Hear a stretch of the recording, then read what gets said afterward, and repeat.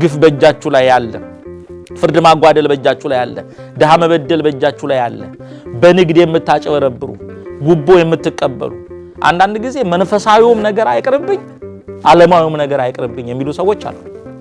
ከጾሙም ያሉበት ከመብሉ ያሉበት ከጨፈራውም ያሉበት ከመዝሙሩም ያለበት ሁለት ሐሳብ ያላችሁ በሰው ደም ስትታጠቡ የነበራችሁ በተለያየ በጣዖት አምልኮ በባዕድ አምልኮ በኃጢአት በግፍ ውስጥ ትኖሩ የነበራችሁ ሰዎች እዘኑና አልቅሱ። ባለስልጣኖች ግፍ እየሰራን ብንጾም በጾሙ የምናገኘው ዋጋና በረከት አይኖርም። ፍርድ እያጓደልን ድሃ እየበደልን ብንጾም በጾሙ የሚገኝ ዋጋ የለም፣ ጸጋ የለም፣ በረከት የለም። በስመ አብ ወወልድ ወመንፈስ ቅዱስ አሃዱ አምላክ አሜን።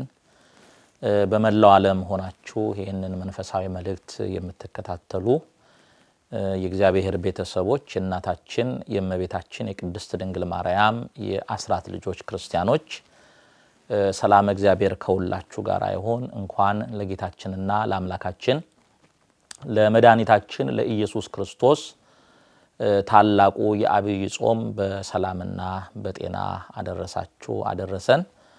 ጾሙ ከኃጢአት ነፃ የምንወጣበት፣ ዲያብሎስን ድል የምንነሳበት፣ መንግስቱን የምንወርስበት የበረከት ጾም ዋጋ የምናገኝበት ጾም ያድርግልን። ከሰባቱ የአዋጅ አጽዋማት አንዱና ዋናው የአብይ ጾም ነው። የአብይ ጾም 8 ሳምንታት አሉት። 8ቱም ሳምንታት የራሳቸው የመጠሪያ ስም አላቸው። ሁሉም ስሞች ከምስጢራዊ የሃይማኖት ትምህርት ጋር ተመሳጥረው ጾሙን ይገልጹታል። ለመሆኑ የአብይ ጾም የመጀመሪያው ሰንበት ስያሜውና ቀጥተኛ ትርጉሙ ምንድን ነው? ምስጢራዊ ፍቺውስ? ስንዷ ቤተ ክርስቲያን ሥርዓትና ሕግ አላትና ከወንጌሉ ጋር ያስማማችው ይህንን የመጀመሪያውን ሰንበት ስያሜ ምስጢርና ፍቺ መላከመዊ ቀሲስ ተስፋዬ መቆያ እንዲህ ይገልጹታል። ኦርቶዶክሳዊት ቤተ ክርስቲያን ስንዱ ቤተ ክርስቲያን ናት። ሥርዓት ያላት፣ ሕግ ያላት፣ ወግ ያላት፣ ትውፊቱን ሥርዓቱን ከወንጌል ጋር አስማምታ ይዛ ልጆቿን በአመክንዮ በምክንያት የምታስተምር ቤተ ክርስቲያን ናት። ስለሆነም የኢትዮጵያ ኦርቶዶክስ ተዋሕዶ ቤተ ክርስቲያን የአብይ ጾም ሥርዓቷ እጅግ የተወደደ እጅግ መልካም የሆነ ነው። የቃሉ ትርጓሜ የመጀመሪያው ሰንበት 8 ሰንበታት አሉት አብይ ጾም። ከ8ቱ ሰንበታት መካከል የመጀመሪያው ሰንበት ዘወረደ ይባላል። ቃል በቃል የቃሉ ትርጉም የወረደ ማለት ነው። ዘወረደ ማለት የወረደ ማለት ነው ቀጥተኛ ትርጓሜው። ወደ ምስጢራዊ ትርጉም ስንሄድ ግን ዘወረደ ማለት ከሰማይ ሰማያት ለቤዛ ዓለም ለድህነተ ዓለም ዓለምን ለማዳን፣ ዓለም ስንል አዳምና ልጆቹን በዚህ ዓለም ያለነውን እኛን ለማዳን ከሰማይ ሰማያት የወረደው ከመቤታችን ከቅድስት ድንግል ማርያም የተወለደውን መድህን ዓለም ኢየሱስ ክርስቶስን ለመግለጥ ነው። በቀዳማዊ ስሙ ቃል የተባለ አካላዊ ቃል ወይም ወልድ የተባለውን፣ በዳህራዊ ስሙ ደግሞ ኢየሱስ ወይም ክርስቶስ ወይም አማኑኤል የተባለውን ክርስቶስን ለመግለጥ ወይም በሌላ ቋንቋ ምስጢረ ሥጋዌን የምንገልጥበት ስም ነው ዘወረደ ማለት። ለምን ለእግዚአብሔር ባህሪ ወይም ለመለኮት መውጣትና መውረድ ያለበት አይደለም። እሱ በሁሉ ቦታ ያለ ነው። ቦታን የሚወስን እንጂ በቦታ የሚወሰን አምላክ አይደለም። ነገር ግን በአባቱ ፈቃድ፣ በራሱ ፈቃድ፣ በመንፈስ ቅዱስ ፈቃድ እኛን ለማዳን ከሰማይ ወርዷል ወይም አምላክ ሰው ሆኗል። ፍጹም ሰው ፍጹም አምላክ ነው ብለን ነው የምናምነው። አምላክ ሰው ሆኗል።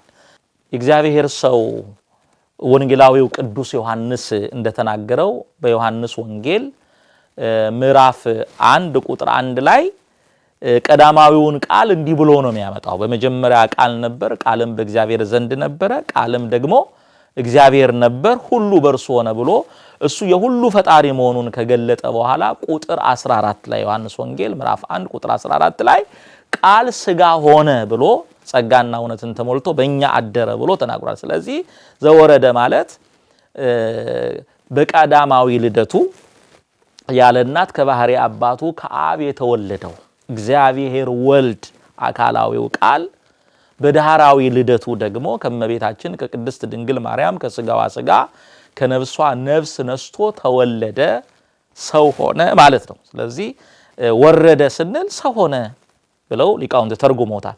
አረገ ስንል ደግሞ ለድህነተ ዓለም የመጣበትን የቤዛነት ስራ የማዳን ስራ ፈጸመ ማለት ነው ብለው ተርጉመዋል። ስለዚህ ቀጥተኛ ትርጓሜው ወረደ ማለት ነው። ምስጢራዊ ትርጓሜው ደግሞ አምላክ ሰው ሆነ፣ ሰው አምላክ ሆነ፣ በአጭር ቁመት በጠባብ ደረት ተወስኖ ከኃጢአት በስተቀር እኛን መስሎ በእኛ መካከል ተመላለሰ። ለመሆኑ እነዚህ 8 ሳምንታት ስምና ስያሜ ሰጥቶ በአግባቡ እንዲከወኑ ስርዓትና ሕግ የሰራላቸው ማን ነው?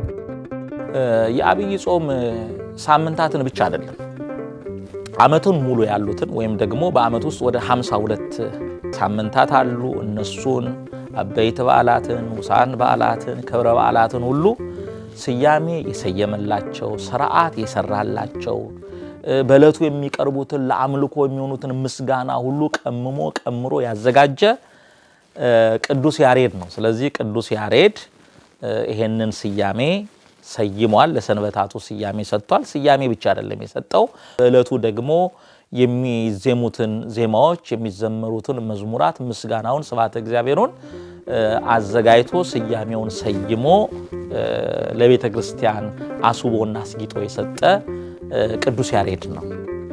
ሊቃውንተ ቤተ ክርስቲያን አባቶች ቅዱስ ያሬድን በብዙ ምሳሌ ይመስሉታል። ቅዱስ ያሬድ የኢትዮጵያ ቤተ ክርስቲያን ታላቅ የዜማ አባት ነው። ለመሆኑ አበው ቅዱስ ያሬድን ከሚመስሉት ምሳሌያት አንዱ ምንድን ነው? ሊቃውንተ ቤተ ክርስቲያን አባቶቻችን ቅዱስ ያሬድን የሚመስሉበት በጣም ብዙ ምሳሌዎች አሉ። ከነዛ መካከል አንዱ ምሳሌ ቅዱስ ያሬድን በንብ ይመስሉታል። ቅዱስ ያሬድ በንብ ነው የሚመሰለው። እንደሚታወቀው ንብ ከተለያዩ እጽዋት ከተለያዩ አበቦች ቅመም ቀመማ ለጣዕም ያለው ለብዙ በሽታዎች መድኃኒት የሆነ ማርን ታዘጋጃለች።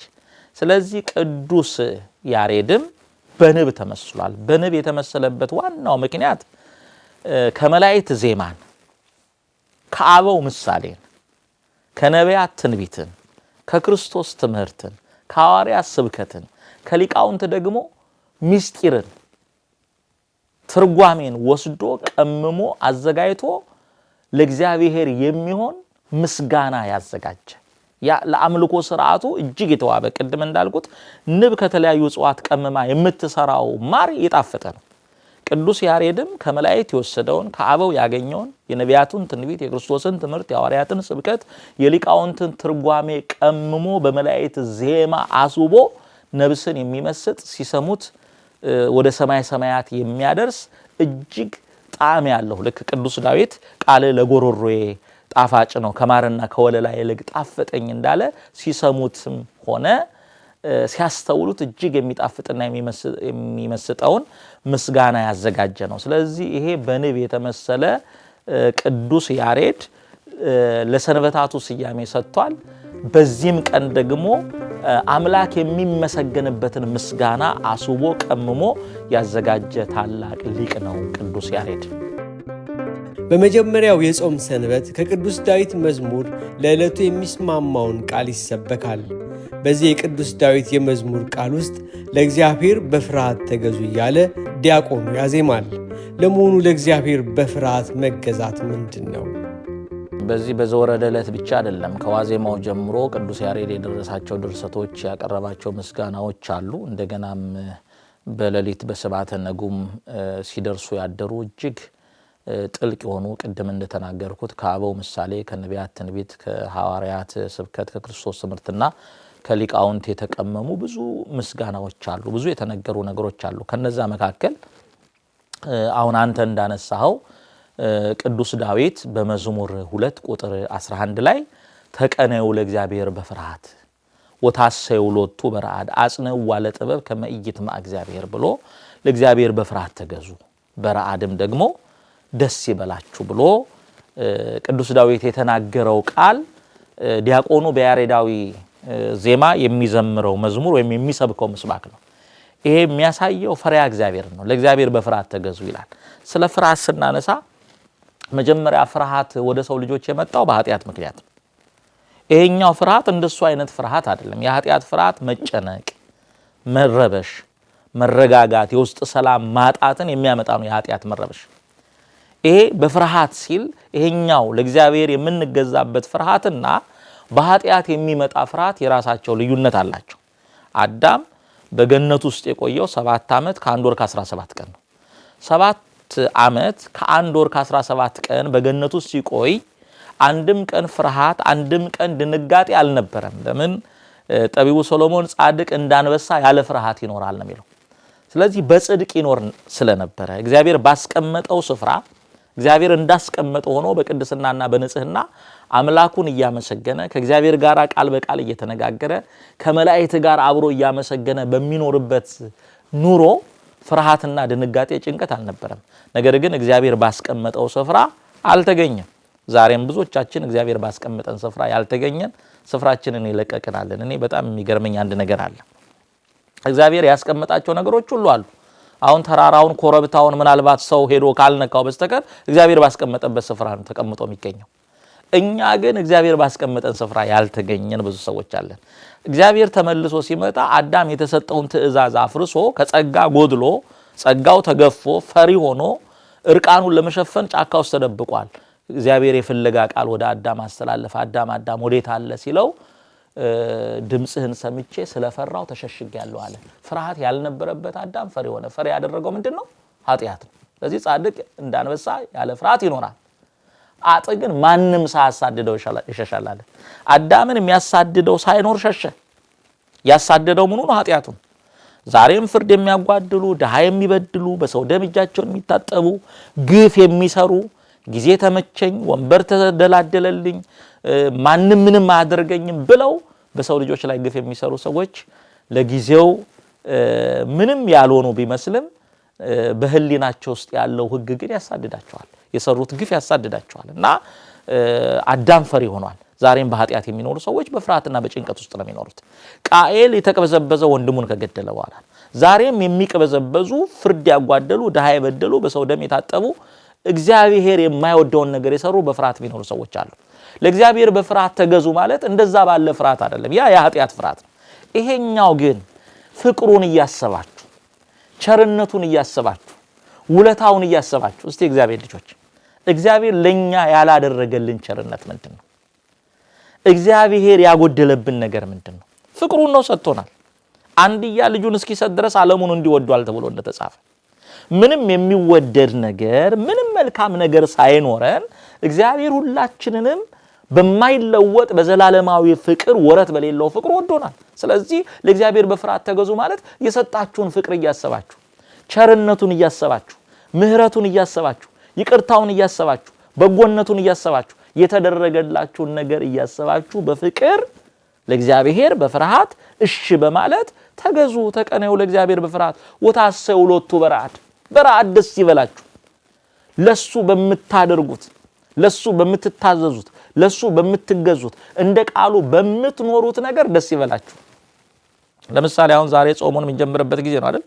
ጾሙን እኮ ያግረመረሙ የሚጀምሩ ሰዎች አሉ። ደስ እያላቸው ሳይሆን ጾም መጣልኝ ብለው ጾሙ በመምጣቱ ደስ ብሏቸው የሚቀበሉ ሰዎች እንዳሉ ሁሉ ደስ የማይላቸው ይሄ ጾም ደግሞ መጣ ብለው ልክ እንደመጣባቸው አድርገው የሚያግረመርሙ ሰዎች አሉ። ለእግዚአብሔር በፍርሃት ተገዙ በረዓድ ደስ ይበላችሁ ማለት እሱ በሰጣችሁ ሕግ ታዘዙ። የጾምን ሕግ ይሰራልን እሱ ነው፣ የሰጠን እሱ ነው። ደስ ይበላችሁ በፍቅር ታዘዙ እሺ በሉ ነውና መጣልኝ ብለን ጾምን ስለመጣልን በደስታ ልንቀበል ሲገባን ይሄ ጾም ደግሞ መጣብን ብለው ከጾሙ ጋር አሽቅድድም የሚይዙ ጾሙ በመምጣታቸው በይሉንታ የሚጾሙ ደስ ብሏቸው አምነውበት በጾም ዋጋ አገኛለሁ ብለው ሳይሆን እንደው ስበላ ሰው ቢያይ ምን ይለኛል ብለው በይሉንታ ለሰው ብለው የሚጾሙ ለእግዚአብሔር በፍርሃት የማይገዙ ሰዎች አሉ። ስለዚህ ለእግዚአብሔር በፍርሃት ተገዙ ማለት ፍቅሩን እያሰባችሁ ቸርነቱን እያሰባችሁ ምሕረቱን እያሰባችሁ ይቅርታውን እያሰባችሁ የተደረገላችሁን ነገር እያሰባችሁ በፍርሃት ለእግዚአብሔር ተገዙ።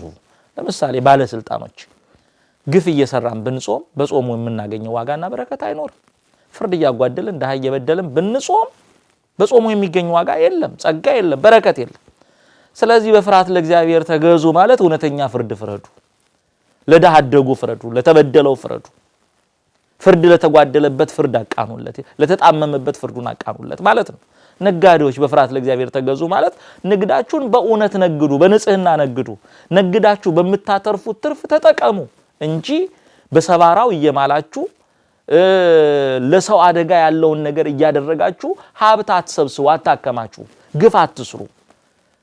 ልክ አሁን ነጋዴውን ባለስልጣኑን ምሳሌ አድርገን አነሳን እንጂ ማንኛውም ሰው በተሰለፈበት መስክ በተሰማራበት መሰማራት ውስጥ በበጎ ህሊና በመልካም አይምሮ እግዚአብሔርን ደስ በሚያሰኝ ነገር እየተጓዘ ደስ እያሰኘ ለእግዚአብሔር እየተገዛ ፍቅሩን እያሰበ ቸርነቱን እያሰበ ያድርግ ማለት ነው። በፍርሃት ለእግዚአብሔር ተገዙ ማለት።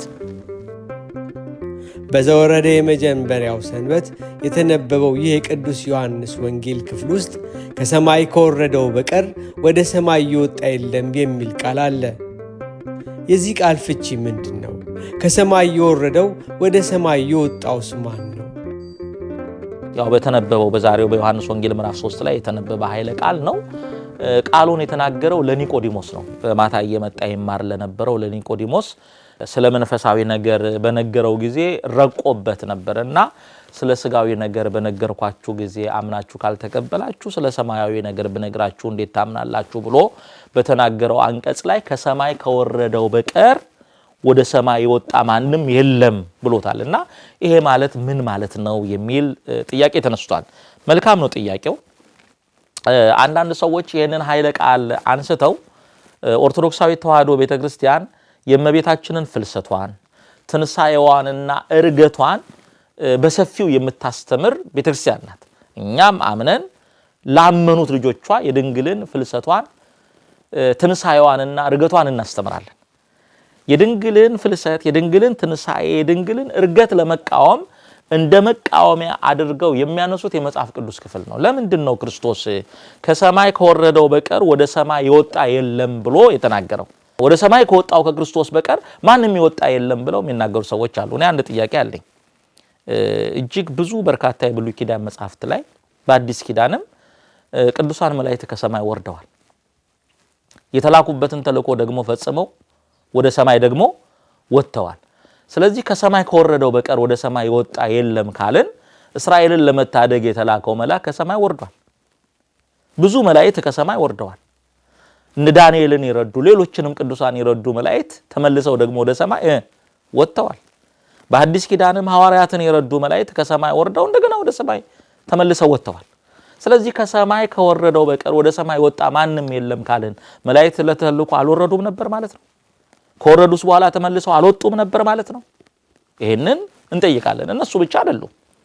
ለምሳሌ አካሄዱን ከእግዚአብሔር ጋር ያደረገ ሄኖክ ካልተገኘም እግዚአብሔር ወስዶታል፣ ወጥቷል፣ እግዚአብሔር ወስዶታል። ኤልያስ በሰረገላ ተነጥቆ ወደ ሰማይ ተወስዷል። ከሰማይ ከወረደው በቀር ወደ ሰማይ ወጣ የለም ካልን ኤልያስ ወዴት ነው ሄደው? ወደ ሰማይ ነው የተነጠቀው። እንዲህ እያልን ብዙ ጥያቄዎችን ልናነሳ እንችላለን። ከሰማይ ከወረደው በቀር ወደ ሰማይ ወጣ ለድህነት ዓለም ለቤዛ ዓለም የሰው ልጆችን ለማዳን በአባቱ ፈቃድ በራሱ ፈቃድ በመንፈስ ቅዱስ ፈቃድ ከሰማይ ከወረደው በቀር የሰውን ዘላለማዊ ሞት ያስወገደና ያዳነ ማንም የለም። የትኛውም መልአክ የትኛውም ጻድቅ ከዘላለማዊ ሞት ከሰማይ ወርዶ እኛን ምን አላለን? አላዳነን። ከሰማይ ወርዶ ስጋውን ቆርሶ ደሙን አፍሶ በእኛ ላይ ነግሶ የነበረውን ሞትን የሻረውና ያሸነፈው ድል የነሳው ሞትን ደግሞ ድል ነስቶ ወደ ሰማይ ያረገው እሱ ከሱ በቀር እኛን ለማዳን የወረደ እኛንም ደግሞ ከዘላለም ሞት አድኖ ወደ ሰማይ ወጣ የለም። ስለዚህ ከሰማይ ከወረደው በቀር ሲል ሌላው ለሰው ልጆች ድነት እኛን ከመቃብር ሊያወጣን እሱ እኮ በዕለተ ዓርብ በአዲስ መቃብር አድሯል፣ ወደ መቃብር ወርዷል። ስለዚህ ወደ መቃብር እንደወረደ አልቀረም። ሞትን ድል አድርጎ ተነስቷል፣ ከመቃብር ወጥቷል። ስለዚህ ከሰማይ ከወረደው እኛን ለማዳን ወደ መቃብር ከወረደው ከክርስቶስ በቀር ሞትን ድል አድርጎ በኃይልና በስልጣን የተነሳ የለም። በብሉይ ኪዳን ከሞት የተነሱ ሰዎች አሉ። በአዲስ ኪዳንም ከሞት የተነሱ ሰዎች አሉ። ኤልያስ ሙት አስነስቷል። እነ ቅዱስ ጳውሎስ ሙት አስነስተዋል። እነዚህ ሁሉ ሙት ያስነሱት ከእግዚአብሔር በተሰጣቸው ጸጋና ስልጣን ነው። በራሱ ኃይልና ስልጣን ሞትን ድል አድርጎ ከመቃብር የወጣ ወደ ሰማይ ያረገ ኢየሱስ ክርስቶስ ብቻ ነው። ስለዚህ ሌላው ከሰማይ ከወረደው በቀር ሲል ወረደ ስንል በአካለ ነፍስ ወደ ሲኦል ወርዷል። በወይን የነበሩትን ነፃ ሊያወጣ፣ በጨለማ የነበሩትን ነፃ ሊያወጣ፣ ምርኮን ሊማርክ ዲያብሎስን ባዶውን ሲኦልን ባዶ ሊያስቀር ወደ ሲኦል ወርዶ በአካለ ነፍሳትን ከሲኦል ነፃ አውጥቷል። ስለዚህ ከሰማይ ከወረደው በቀር የሰው ልጆችን ለማዳን ስጋውን ቆርሶ ደሙን አፍሶ ከሰማይ ከወረደው በቀር ሞትን ድል አድርጎ ሲኦልን መዝብሮ ነፍሳትን ነፃ አውጥቶ ወደ ሰማይ ያረገ ወደ ሰማይ የወጣ ከሱ በቀር ማንም የለም ለማለት የተነገረ ኃይለ ቃል ነው። ስለዚህ ከሰማይ ከወረደው በቀር ወደ ሰማይ የወጣ ለኛ ሕይወት የሆነ ለኛ ቤዛ የሆነ በሞት ላይ ስልጣን ያለው ሞትን ያሸነፈ ማንም የለም ለማለት የተነገረ ኃይለ ቃል ነው። በዚህኛው በጾሙ የመጀመሪያው ሰንበት በዘወረደ የቅዳሴው ዕለት የቅዱስ ጳውሎስና የቅዱስ ያዕቆብ መልእክታት ይነበባሉ። እነዚህ የሚነበቡ መልእክታት ከሳምንቱ ስያሜ ጋር ምን ኅብረት አላቸው? ወደ ቅዱስ ጳውሎስ መልእክት ስንሄድ ቅዱስ ጳውሎስ በዕብራውያን መልእክቱ ምዕራፍ 13 ቁጥር 7 ላይ የእግዚአብሔርን ቃል የተናገሯችሁን ዋኖቻችሁን አስቡ ይላል። በእውነት ይሄንን መልእክት የምትከታተሉ ሰዎች ይሄንን ቃል በጣም በጽሞና በአንክሮ ልትሰሙት ይገባል። የእግዚአብሔርን ቃል የተናገሯችሁን ዋኖቻችሁን አስቡ ይላል። ለምሳሌ አብይ ጾምን ስናነሳ ቅዱስ ዳዊት የተናገረውን አንስተናል። ዳዊትን አስበናል። ቅዱስ ያሬድን አስበናል። ሐዋርያትን አስበናል። ቅዱሳንን አስበናል። ለምን? የእግዚአብሔርን ቃል የተናገሯችሁን ዋኖቻችሁን አስቡ። አሁን ዋኖችን ማሰብ ለሃይማኖት መሰረት ነው። ለሃይማኖት ለመጽናታችን ምክንያት ዋኖቻችሁን አስቡ ይላል። ለምንድን ነው አስቡ ያለው? የኑሯቸውን ፍሬ እየተመለከታችሁ በእምነት ምሰሉ። እነሱ በሃይማኖት እንዴት ሆነው ኖሩ? እነሱ በሃይማኖት እንዴት ሆነው ተጓዙ? የእግዚአብሔርን ሕጉን፣ ቃሉን፣ ትእዛዙን እንዴት አድርገው ፈጸሙ? አስቡ። የኑሯቸውን ፍሬ እየተመለከታችሁ በእምነት ምሰሏቸው አለ። ራሱ እኮ ቅዱስ ጳውሎስ እኔ ክርስቶስን እንደምመስል እናንተ እኔን ምሰሉ ብሏል። አሁን ደግሞ የእግዚአብሔርን ቃል የተናገሯችሁን ዋኖቻችሁን አስቡ፣ የኑሯቸውን ፍሬ እየተመለከታችሁ በእምነት ምሰሏቸው ካለ በኋላ ኢየሱስ ክርስቶስ ትናንትናም ዛሬም ለዘላለም ያው ነው ብሏል። አዎ ትላንትና ከቅዱሳኑ ጋር፣ ትላንትና ከአበው ጋር፣ ትላንት ከሊቃውንቱ ጋር የነበረ አምላክ ዛሬም አለ፣ ነገም ከሚመጡት ጋር ይኖራል ይልና ልዩ ልዩ አይነት በሆነ በእንግዳ ትምህርት አትወሰዱ ይላል። ልዩ ልዩ አይነት በሆነ በእንግዳ ትምህርት አትወሰዱ ያለበትን ምክንያት ሲያመጣው ከታች ልባችሁ በጸጋ ቢጸና መልካም ነው እንጂ በመብል አይደለም፣ በዚህ የሰሩ ሰዎች አልተጠቀሙም ብሎ መብልን ነው ያመጣው። ስለ መብል አጽንኦት ሰጥቶ ለማስተላለፍ ልዩ ልዩ በሆነ በእንግዳ ትምህርት አትወሰዱ አለ። ለምን? በየዘመናቱ የሚመጡ ልዩ ልዩ እንግዳ ትምህርቶች አሉ። ለምሳሌ ከልዩ ልዩ ትምህርቶች መካከል አንዱ ዛሬ እንኳን ይህንን ሐሳብ አንዳንዶች የለወጡ የቀየሩ ይመስለኛል። ወደ ሆድ የገባ አያረክስም፣ እግዚአብሔር ምን ሰራህ እንጂ ምን በላህ አይልም ብለው የጾም ጊዜ የሌላቸው ያገኙትን የሚበሉ ሁሉ ተፈቅዶልኛል ብለው ሁሉን የሚጨረግዱ ሰዎች አሉ።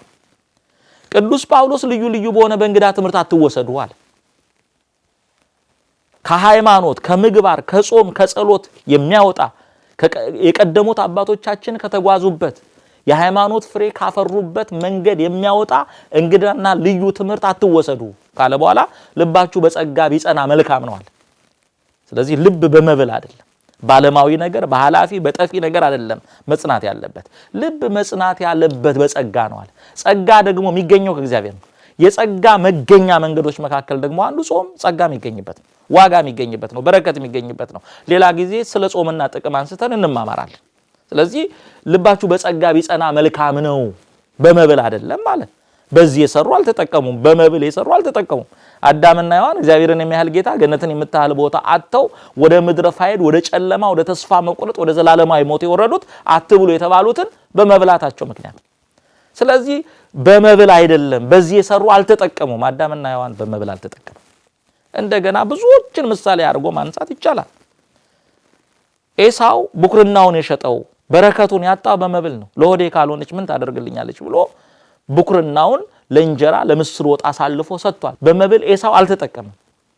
ልባችሁ በጸጋ ቢጸና፣ በጾም ቢጸና፣ በጸሎት ቢጸና፣ በመልካም ነገር ቢጸና መልካም ነው፣ በመብል አይደለም፣ በዚህ የሰሩ አልተጠቀሙም ይላል። ስለዚህ የቅዱስ ጳውሎስ መልእክት እናንተም ዛሬ ጾሙን የምትጾሙት የቀደሙት የአባቶቻችሁን የጾም ሕይወት የጸሎት ሕይወት መንፈሳዊ ሕይወት ተመልክታችሁ ዋኖቻችሁን አስባችሁ እነሱ በተጓዙበት መንገድ ተጉዛችሁ እነሱ ያፈሩትን የጽድቅ ፍሬ አፍርታችሁ በጸጋ እግዚአብሔር ጸንታችሁ በጾም በጸሎት ተወስናችሁ ኑሩ። ልባችሁ በጸጋ ቢጸና ነው እንጂ በመብል አይደለም። በዚህ የሰሩ አልተጠቀሙም ብሎ በመብል የተጠቀመ እንደሌለ በጸጋ እግዚአብሔር ግን ብዙዎች እንደተጠቀሙ ነግሮናል። ስለዚህ የቅዱስ ጳውሎስ መልእክት ይሄ ነው። ከቅዱስ ጳውሎስ መልእክት ቀጥሎ የምንመለከተው የሐዋርያው የቅዱስ ያዕቆብን መልእክት ነው። ሐዋርያው ቅዱስ ያዕቆብ በምዕራፍ 4 ቁጥር 6 ላይ ነገር ግን ጸጋን አብልጦ ይሰጣል አለ። ቅዱስ ጳውሎስ ልባችሁ በጸጋ ቢጸና መልካም ነው አለ። ይሄንን ጸጋ ደግሞ የሚሰጠው እግዚአብሔር መሆኑን ደግሞ ቅዱስ ያዕቆብ ተናገረ። ምን ብሎ? ነገር ግን ጸጋን አብልጦ ይሰጣል አለ። ለዚህ እግዚአብሔር ልጆች የምንሻው ጸጋ ይኖራል፣ የምንፈልገው ጸጋ ይኖራል። የጸጋ ባለቤት እግዚአብሔር። አንዳንድ ጊዜ ጸጋን ከሰው ሄደው መቀበል የሚፈልጉ ከሌላ ቦታ መቀበል የሚፈልጉ አሉ። ጸጋ የሚሰጠው ከእግዚአብሔር ነው። ስለዚህ ነገር ግን ጸጋን አብልጦ ይሰጣል። ስለዚህ እግዚአብሔር ትዕቢተኞችን ይቃወማል፣ ለትሑታን ደግሞ ጸጋን ይሰጣል። አብልጦ የሚሰጠው እሱ ነው። ጸጋ ግን በትዕቢት አይገኝም። ጸጋ በመታበያ አይገኝም። ጸጋ በመኮፈስ አይገኝም። ጸጋ የሚገኘው በትህትና ነው። የነበረውን ጸጋ ዲያብሎስ ያጣው በትዕቢቱ። ቅዱሳን ደግሞ ጸጋ ይበዛላቸው በጸጋ ላይ ጸጋ፣ በኃይል ላይ ኃይል፣ በሀብት ላይ ሀብት የተሰጣቸው በትህትናቸው። ስለዚህ ለትሑታን ጸጋን ይሰጣል ሲል በጾሙ ሰዓት በትዕቢት አይደለም። አንዳንድ ሰዎች በትዕቢት ጿሚ ጸላይ ሆነው ሌላውን የሚበላውን የሚኮንኑ ለራሳቸው የጽድቅና የከበሬታ ወንበር የሚያዘጋጁ በሚሰሩት መንፈሳዊ ነገር የሚመጻደቁ ሰዎች አሉ። በእንደዚህ አይነት የሚገኝ ክብር ጸጋ የለም። ጸጋ የሚገኘው በትህትና ነው። ስለዚህ ነገር ግን ጸጋን አብልጦ ይሰጣል። ስለዚህ እግዚአብሔር ትዕቢተኞችን ይቃወማል፣ ለትሑታን ግን ጸጋን ይሰጣል። እንግዲህ ለእግዚአብሔር ተገዙዋል። አያችሁ፣ ቅዱስ ዳዊት ለእግዚአብሔር በፍርሃት ተገዙዋል። ያዕቆብ ደግሞ ለእግዚአብሔር ተገዙዋል። በምን? በትህትና ተገዙ፣ በፍቅር ተገዙ፣ በመታዘዝ ተገዙ፣ እሺ በማለት ተገዙ፣ ለእግዚአብሔር ተገዙ። ዲያብሎስን ግን ተቃወሙታል። ዲያብሎስን የምንቃወመው በመፎከር አይደለም። ዲያብሎስን በጎ በመስራት እንቃወመዋለን። በጎ ስንሰራ እየተቃወም ነው። በጾም በጸሎት በመስገድ በጎ ነገሮችን በማድረግ ዲያብሎስን እንቃወማለን። ዲያብሎስን ተቃወሙ ከናንተ ይሸሻል አለ። ወደ እግዚአብሔር ቀረቡ ወደ እናንተም ይቀርባል። እናንተ ኃጢአተኞች ይላል። ስለዚህ በኃጢአት ውስጥ የምንኖር ካለን ጾሙ ከኃጢአት ነፃ የምንወጣበት ዲያብሎስን ድል የምንነሳበት ለመንግስተ ሰማያት የምንዘጋጅበት ጾም እንዲሆን እናንተ ኃጢአተኞች እጃችሁን አንጹዋል። የሰው ደም በእጃችሁ ላይ ያለ፣ ግፍ በእጃችሁ ላይ ያለ፣ ፍርድ ማጓደል በእጃችሁ ላይ ያለ፣ ድሃ መበደል በእጃችሁ ላይ ያለ፣ በንግድ የምታጨበረብሩ፣ ጉቦ የምትቀበሉ፣ እውነተኛ መስላችሁ ግን በሐሰት የተሞላችሁ ኃጢአተኞች እጃችሁን አንጹ። ሁለት ሐሳብ ያላችሁ እናንተ ልባችሁን አጥሯል። በሁለት ሐሳብ አይኖርም። ሁለት እግር አለ ተብሎ ሁለት ዛፍ ላይ አይወጣም። አንድ ሎሌ ለሁለት ጌቶች ሊገዛ አይችልም። አንዳንድ ጊዜ መንፈሳዊውም ነገር አይቅርብኝ፣ ዓለማዊውም ነገር አይቅርብኝ የሚሉ ሰዎች አሉ። ከጾሙም ያሉበት ከመብሉ ያሉበት፣ ከጭፈራውም ያሉበት ከመዝሙሩም ያለበት ሁለት ሐሳብ ያላችሁ፣ ዓለማዊነት ዝንባሌም ያላችሁ፣ መንፈሳዊ ነገር ደግሞ ስታዩ መንፈሳዊ የምትመስሉ ሰዎች እናንተ አጥሩ። ኢያሱ ምንድነው ያለው? የምታመልኩትን ዛሬ ምረጡ ብሏል። የእስራኤል ልጆች ከግብጽና ከአይዛብ የተማሩትን የጣዖት አምልኮ ይዘው ጣዖት አምልኮም አይቅርብኝ እግዚአብሔርንም ማምለክ አይቅርብኝ ብለው ይጓዙ ለነበሩ ሰዎች የምታመልኩትን ዛሬ ምረጡ፣ እኔና ቤት ያለ እኔና ቤተሰቦቼ እግዚአብሔርን እናመልካለን፣ እናንተ የምታመልኩትን ዛሬ ምረጡ አለ። ስለዚህ ሐዋርያው ያዕቆብም ይሄንኑ ነው። ምንድነው የሚለው? ሁለት ሐሳብ ያላችሁ እናንተ ልባችሁን አጥሩ፣ ከዛ በኋላ ተጨነቁና እዘኑ፣ አልቅሱ፣ ሳቃችሁ ወደ ሐዘን፣ ደስታችሁ ወደ ትካዜ ይለወጣል። ፍርድ ስታጓድሉ የነበራችሁ፣ ድሃ ስትበድሉ የነበራችሁ፣ በሰው ደም ስትታጠቡ የነበራችሁ፣ በተለያየ በጣዖት አምልኮ በባዕድ አምልኮ በኃጢአት በግፉ ስትኖሩ የነበራችሁ ሰዎች እዘኑና አልቅሱ። ለምን? በሐዘን የሚገኝ መንፈሳዊ ደስታ ስላለ ማለት ነው። በለቅሶ የሚገኝ መንፈሳዊ ደስታ ስላለ ማለት ነው። ለዚህ ነው ኢየሱስ ክርስቶስ በአንቀጸ ብፁዓን ትምህርቱ እንዲህ ብሎ የተናገረው የሚያዝኑ ብፁዓን ናቸው። የማቴዎስ ወንጌል ምዕራፍ 5 ላይ እንደተጠቀሰ የሚያዝኑ ብፁዓን ናቸው መጽናናትን ያገኛሉ ብሎ የሚያዝኑ ሲል ሰው ጠላኝ ምበላው መጠጣው አጣው ሹመት ሽልማት ቀረብኝ ብለው የሚያዝኑትን የሚያለቅሱትን ማለት አይደለም።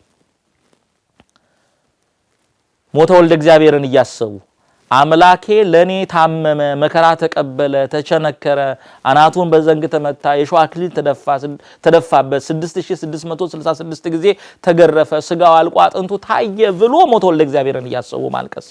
ቀጥሎ ግፋ ሰማዕታትን ያለ በደላቸው ያለ ኃጢአታቸው ስለ እውነት ስለቆሙ በሰይፍ የተመተሩትን በመጋዝ የተተረተሩትን በእሳት የተቃጠሉትን ስለ እውነት መከራ የተቀበሉትን ክርስቲያኖችን ሰማዕታትን ግፋቸውን መከራቸውን እያሰቡ ማዘን። ሶስተኛውና የመጨረሻው አሁን እንደተናገረው እናንተ ኃጢአተኞች ስለ ኃጢአታችሁ ስለ በደላችሁ አልቅሱ እዘኑ። ስለዚህ ደስታችሁ ወደ ተጨነቁና እዘኑ አልቅሱም። ሳቃችሁ ወደ ሐዘን ደስታችሁ ወደ ትካዜ ይለወጥ። በጌታ ፊት ራሳችሁን አዋርዱ ከፍ ከፍም ያደርጋችኋል ብሎ በጾም ሰዓት ራስን በእግዚአብሔር ፊት ማዋረድ በደልን ኃጢአትን እያሰቡ በንጹሃን ላይ የሚሰራውን ግፍ እያሰቡ በምድሪቱ ላይ ያለውን ክፉ ነገር እያሰቡ ማዘን ማልቀስ መጾም መጸለይ ተገቢ መሆኑን በትህትና በእግዚአብሔር ፊት መውደቅ የሚገባ መሆኑን የምንማርበት ሰንበት ነው። እንግዲህ የመጀመሪያው ሰንበት እንደተነጋገርነው ዘወረደ ይባላል። ቀጥተኛ ትርጉሙ ከሰማይ የወረደ ማለት ነው። ሚስጥራዊ ትርጉሙ ደግሞ ሚስጥረ ስጋዊ አምላክ ሰው ሆነ ስጋ ለብሶ ታየ ተገለጠ ማለት እንደሆነ ተመልክተናል።